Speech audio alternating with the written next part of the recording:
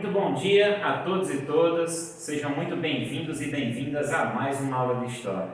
Professor Veríssimo Guedes, do Colégio Externado Santa Clara, em parceria com o Sistema Farias Brito de Ensino, procurando sempre o melhor para vocês, nossos alunos e alunas, para que nesse período de quarentena, de distanciamento social, possamos manter o nosso aprendizado em alto nível, assim como vocês merecem. Galerinha do nono ano, meus amores, como é que vocês estão? Saudades. Espero que estejam bem para que a gente saia logo dessa e possa voltar às nossas aulas presenciais. Hoje vamos dar continuidade à unidade 3, só que com o tema 2, o nazifascismo. Na aula passada, nós observamos como estava o mundo pós-Primeira Guerra Mundial. A Europa querendo se reconstruir, querendo entrar nos trilhos mais uma vez, os anos loucos da década de 1920, a galera querendo viver intensamente, e a crise, a quebra da Bolsa de Valores de Nova York e suas consequências. Meus amores, o mundo como se conhecia desde o final do século XIX até então estava em crise. O mundo liberal, onde a economia se controla por si só, se regula, o mercado se regula sem intervenção do Estado, o mundo democrático, essas instituições estavam em crise. Não se acreditava mais nelas, pois a inflação, o desemprego, a miséria se alarmavam, cresciam sem precedentes, principalmente na Alemanha, arrasada pela Primeira Guerra e pelo Tratado de Versalhes. Fazendo isso com que o liberalismo desse um tempo. E para falar disso, a introdução, eu recorro a um livro, um dos meus preferidos, do autor Erich Hobsbawm, certo? A Era dos Extremos, o Breve Século XX, um dos seus muitos livros. Para ele, o século XX durou de 1914 a 1991, da Primeira Guerra ao fim da União Soviética. Era dos Extremos. E esse período das guerras, Primeira e Segunda Guerra, ele costumava chamar de uma grande guerra só, porque a segunda é consequência e derivada da primeira. Então aqui, ele vai falar da queda do liberalismo, que é justamente o que eu venho falando para vocês. Aqui eu vou ler um trecho de sua obra. De todos os fatos da Era da Catástrofe, como ele chamou esse período, Primeira e Segunda Guerra, os sobreviventes do século XIX ficaram talvez mais chocados com o colapso dos valores e instituições da civilização liberal, cujo progresso de seu século tivera como certo. Quem era do século XIX acreditava muito no liberalismo e nas suas instituições. Pelo menos nas partes avançadas e em avanço do mundo. Esses valores eram a desconfiança da ditadura, do governo absoluto, não concordava. O compromisso com o governo constitucional, com ou sob governos e assembleias representativas, livremente eleitos, que garantissem o domínio da lei e um conjunto aceito de direitos e liberdades dos cidadãos, incluindo a liberdade de expressão, publicação e reunião. Então, o liberalismo acreditava na democracia, na participação. E agora, o liberalismo estava se afastando dos principais países do mundo. Com a crise, com a queda da Bolsa de Valores de Nova York, tudo piorou. E a gente vai ver surgir a formação de estados totalitários, absolutos. Ditaduras, meus amigos, infelizmente. Tema 2, o nazifascismo. A ascensão dos regimes totalitários na Europa, que eu venho falando para vocês. O fracasso da Revolução Mundial. Apesar das agitações ocorridas na Europa, logo após a Primeira Guerra Mundial, a partir de 1925, as democracias liberais atingiram certa estabilidade.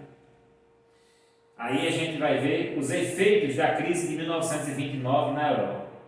Redução dos capitais estadunidenses investidos no continente, ou seja, menos dinheiro norte-americano na Europa. Disseminação em massa do desemprego, crise econômica e críticas ao liberalismo político e econômico. Crise que eu estava falando para vocês, da política liberal e na economia. Trabalhadores, ativistas e intelectuais passaram cada vez mais a defender a Revolução Socialista. A classe média, a grande burguesia, passaram a apoiar propostas autoritárias para defender o capitalismo. Como consequência, nós vamos ter a ascensão de regimes totalitários. Algumas de suas características: a vontade do grupo governante se confunde com a administração do Estado. Ou seja, não é uma administração de um Estado mais democrático, não. É as vontades de quem lidera, do grupo que está no poder. Controle das relações sociais pelo governo e policiamento extremo do cotidiano. Uso da força no combate à oposição. Principais exemplos: fascismo na Itália, nazismo na Alemanha, stalinismo na União Soviética. E a gente vai ver o Estado democrático desaparecer. E o pior é saber que esses estados totalitários, a maioria chegou ao poder com apoio de grande parte da população, pois acreditavam que a única saída para a crise, para o desemprego, para a inflação, a fome e a miséria, eram esses tipos salvadores da pátria, que apareciam com discursos prontos, falando aquilo que parcela da sociedade queria ouvir, com frases de efeito. E assim, acabou-se caçando os direitos individuais e coletivos. Não é tão distante da nossa realidade. Não vamos aqui cometer o erro de achar que não se formam mais ditaduras, que é impossível. Sempre que há uma crise, quando as pessoas deixam de acreditar nas instituições, elas ficam suscetíveis a esse tipo de ideia do autoritarismo, infelizmente. Tá certo? E além desses exemplos aqui, nós tivemos o maoísmo na China, salazarismo em Portugal, franquismo na Espanha e no Brasil, Estado Novo com Getúlio Vargas, nesse período também, entre guerras. O fascismo na Itália. Após a Primeira Guerra Mundial, a Itália enfrentou o drama das perdas humanas no conflito e uma grave crise econômica com a falência de empresas e o crescimento do desemprego. O avanço das propostas socialistas do movimento anarco-sindicalista se opunha, aí no caso, à fundação do Fascismo de Combatimento, Fascismo de Combatimento. E o engraçado é que vocês vão perceber que essas ditaduras, tanto o fascismo como o nazismo, buscavam um passado, uma glória, para, no seu discurso, prometer à população que isso voltaria. Mussolini e o Fascismo de Combatimento, que é formado após a Primeira Guerra por ex-militares, por desempregados, antifascistas, anticomunistas, e que queriam o fim da democracia e do liberalismo, que defendiam um Estado forte, que eles iam resolver tudo, eles buscavam inspiração no Império Romano. O próprio símbolo do Fascismo de Combatimento era um bastão, um feixe de varas, segurando um machado, símbolo do antigo Império Romano. Ele dizia que ia trazer a grandeza do Império Romano. Grupo paramilitar que combatia comunistas, a democracia liberal e as organizações operárias e socialistas. Eles fizeram a marcha sobre Roma em 1922.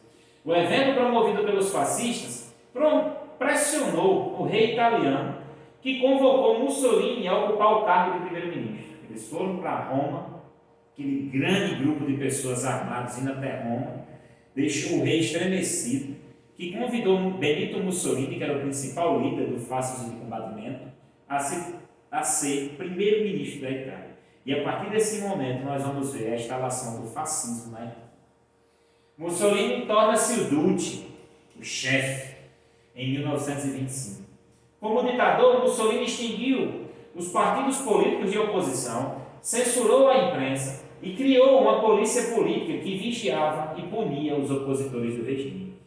Vocês vão ver comum nesses estados totalitários o controle da imprensa, para censurar os opositores e enaltecer o governo. Sempre é mostrado com um apego popular, a imagem de alguém a ser seguido. E eles sempre conseguiram ter apoio de boa parte da camada social. O Mussolini não vai ser diferente. Vão mandar prender, até matar membros dos partidos de oposição e controlar de perto por meio de uma polícia política. Tchau, liberdade. E o nazismo na Alemanha, que se inspira muito no fascismo italiano, Hitler se inspira muito no Mussolini. Proclamação da República de Weimar, em 1918. Por meio de uma revolução, socialistas e liberais proclamaram a República na Alemanha, ainda durante a Primeira Guerra Mundial. Após assinar o Tratado de Versalhes em 1919, o novo governo assumiu enormes dívidas com os Estados Unidos para pagar as indenizações impostas pelo documento. Com isso, os problemas sociais da Alemanha se acirraram. Aumento de desemprego, concentração de renda empobrecimento de classe média e dos trabalhadores. Com a concentração de renda, meus amores, na elite, nós vamos ter a desigualdade social e a maior parte da população fica sem recursos, à margem, na periferia. A partir daí, em 1919, vamos ter a fundação do Partido Nazista. Liderado por Adolf Hitler, os nazistas exploram o ressentimento e o nacionalismo da população alemã, disseminando a crença na superioridade da raça ariana e defendendo a destruição dos inimigos da nação. Mais uma vez se recorre a um passado glorioso. Hitler disse que não só os alemães, os povos germânicos puros, são descendentes dos arianos que dominaram boa parte do território mundial no passado. Os arianos que dominaram a Índia, certo, meus amigos? Os ários. E buscam a inspiração e se dizem ser uma raça superior. Coloca a culpa dos problemas da Alemanha de desemprego, fome e miséria na República, que assinou o Tratado de Versalhes, nos judeus, que são donos dos bancos e ocupam os empregos, trabalhando mais por menos, porque são viciados em trabalho. E todo esse discurso de uma eugenia de raça, de uma raça pura, superior, e também apelando ao nacionalismo. Ele dizia que ia trazer o orgulho alemão, um orgulho ferido pelo Tratado de Versalhes, que ia trazer de volta o orgulho, o poder de compra, a superioridade alemã, que a Alemanha seria grande. Quem era o alvo dos nazistas? As potências que impuseram o Tratado de Versalhes, Inglaterra e França, os judeus, os comunistas e o governo de Weimar. Então aquele papinho de dizer que o nazismo é de esquerda, que ele é socialista e comunista, já entra em choque aqui porque ele perseguiu os comunistas, de fato. Isso é comprovado. A chegada dos nazistas ao poder. A crise de 1929 atinge a Alemanha com a retirada dos capitais estadunidenses, aquele investimento que os Estados Unidos vinham fazendo. Muitas indústrias alemãs fecharam suas portas e o desemprego atingiu 44% da população. Vocês têm ideia, 44% da população desempregada.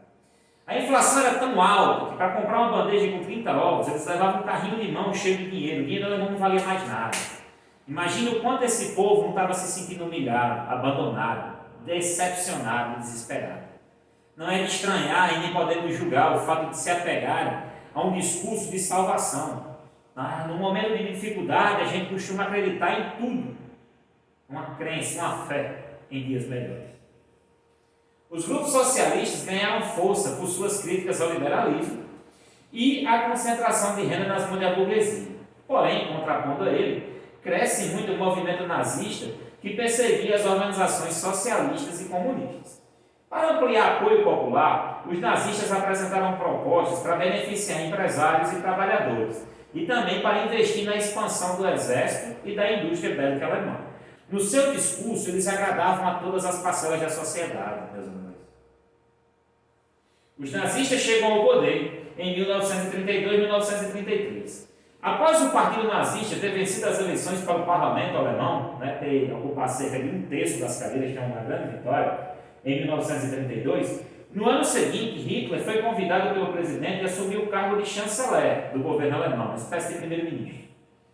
E aí, em 1933, os nazistas incendiaram o parlamento e responsabilizaram os comunistas. Esse foi o pretexto para dissolver o parlamento e decretar o estado de emergência. O presidente morre, Hitler assume os 2 cargos. Aí começa a ditadura nazista. E aqui a gente vai terminando o tema 2, o tema 3 será para as próximas aulas. Meus amores, como eu ia dizendo a vocês, eles chegam ao poder com o apoio do povo, pelo discurso, em meio a uma crise, se aproveitando da falta de esperança das pessoas, falando aquilo que elas querem ouvir, prometendo trazer de volta o orgulho da nação, a grandeza do seu povo, e dizendo como faria isso. Chegam ao poder, e uma vez no poder não saem mais. Censuram a imprensa, perseguem os opositores de maneira bruta e violenta, com morte mesmo. E a partir daí o nazismo, como a gente vai ver nos próximos temas, que vai levar o mundo à Segunda Guerra e vai ser responsável por um dos maiores horrores da história da humanidade, que foi o Holocausto judeu, a morte de milhões de judeus, de mais de 6 milhões de judeus em campos de concentração. A adoção de um sistema antissemita, ódio aos judeus, eugenia de raça, raça pura. E isso serve de alerta para a gente não cair de novo em promessas como essa. a gente vai ver aqui aonde as ditaduras, os salvadores da pátria, podem nos levar. E é muito triste. Desculpem o semblante. É porque quando eu falo em Segunda Guerra, quando eu falo em Holocausto, o sentimento é esse. Infelizmente.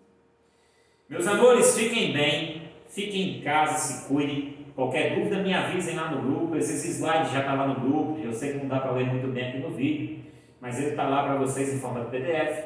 Teremos aula pelo Zoom e seguiremos devagarzinho com cada um dos temas, um por um. Hoje foi o tema 2, para que vocês aprendam da melhor forma possível. Beijo no coração de cada um e cada uma de vocês. Fiquem com Deus e até a próxima. Tchau, galerinha!